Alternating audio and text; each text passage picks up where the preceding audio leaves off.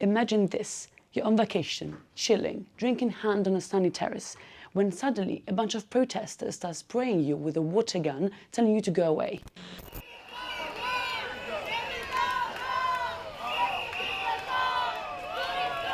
It sounds wild, but it actually happened in July in Barcelona, and as funny as it may seem, it points to a much bigger problem in Europe, over-tourism. It's not just a Spanish problem, but locals there are fed up, really fed up. Let's go.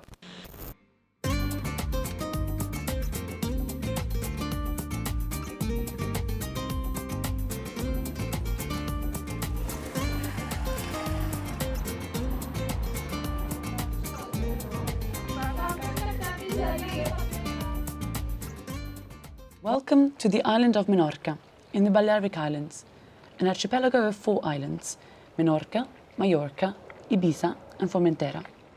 This is Binibeca Bay, a spot famous for being Instagram-friendly and more recently because locals have set specific visiting hours to regulate the flood of tourists. Villagers put time limits on how many people can visit each day, making huge headlines. My name is Jose Garcia, I'm 35 years old. I'm from Barcelona, but I come here every summer since I'm basically born. My whole family's here. We get about 800,000 tourists every year.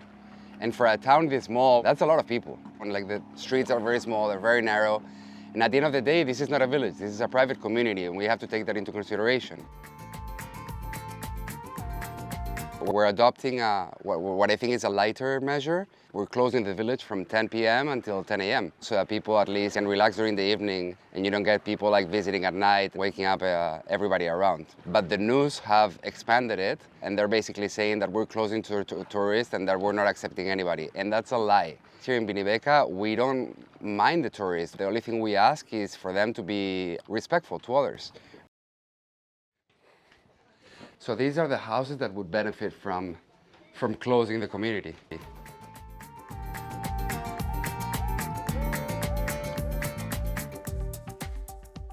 Ever since Instagram was around, especially for the last 5-10 years, in which people just feel the need to share where they've been, to copy the post that they saw from that influencer, or just to say, hey, I've been here first. Some bigger or smaller brands, they come here to create content for their website, for their campaigns. We've had Zara come in here and do their shootings without asking us for permission, and then we go to their website and we see like our house in the backdrop of a photo. Yesterday, there was this woman that was walking up to my cousin's house. She was almost about to enter his property. And I said, excuse me, you're in private property. And she said, there's no signs. I said, well, there's a door that you just trespassed. And she said, yeah, well, there's no signs that say no entry. Well, okay, there's no signs that say don't hit people on the street, but you don't do it because it's not morally right. I mean, just people don't use common sense when visiting here. They think they're on a vacation and they are free to do whatever they want. And that's the kind of tourism that we don't like.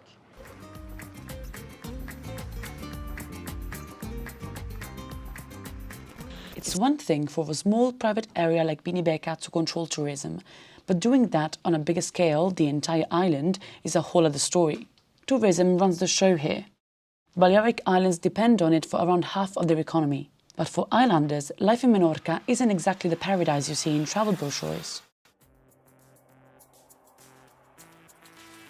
My name is Victor. I'm 31 years old. I've been raised up and always based in Menorca, and I'm a truck driver and a family guy. Growing up here, I think it's one of the most beautiful and peaceful places in the planet. Nowadays, I'm a family guy. I got 2 kids, little kids to raise. It's really hard to raise up kids here. A lot of people don't even think about kids before the 40s because it's unthinkable. I think a lot of people out of here got the idea that the residents here, all of them, make good money and the living here, it's easy in winter. It's not. These prices are getting out of hand because a lot of people are part of tourism. It's not just coming here for the holidays and leave. A lot of people really wanted to come here, really wanted to own a house here.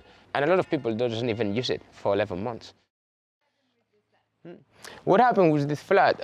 Well, it was the last chance I had to buy. It's the 3rd one of the block. Once we had not the 20%, it was more like the 15% of the value. We went to the owner and made an offer. They thought about it. 2 weeks later, the house had been bought by French people, don't take it bad, who offered 20,000 more than us.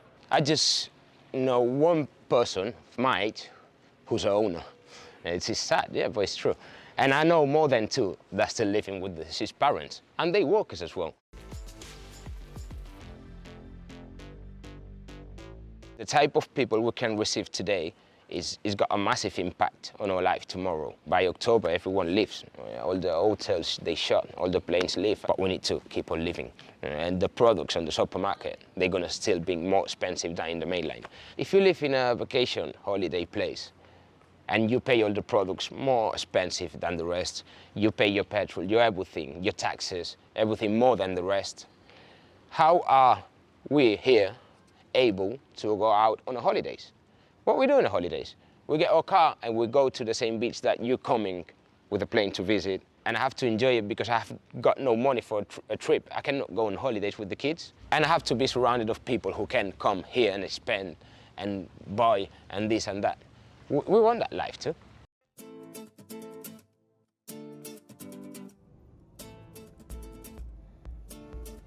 Let's clear up some of the numbers. Last year, the Balearic Islands welcomed a whopping 18 million people, which is huge considering that the residents of all of the islands combined are less than 1.2 million. No wonder the locals are fed up, sparking protests around Menorca, Mallorca and Ibiza. In July, more than 20,000 people marched through Palma, demanding serious regulation for tourism. But it's not just the Balearics. People from all across Spain are getting fed up with mass tourism, from the Canary Islands all the way to the mainland.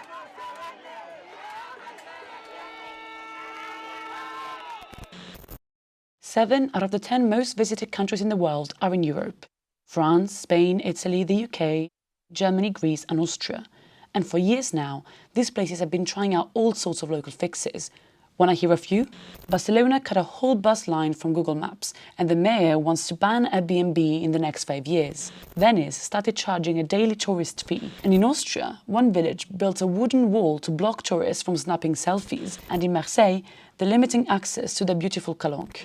Everyone's trying something. And Spain is in the same boat, expecting 91 million tourists by the end of the year, 6 million more than last year.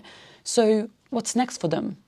I like to think that tourism doesn't hurt society, because I think tourism is healthy for many economies, as long as it's done in a respectful way. So I think that governments definitely have to take action and find ways to, I don't know if to limit tourism to X number of people, or put them certain, like a fee, you know, for say that, so when they come, they have to pay a fee.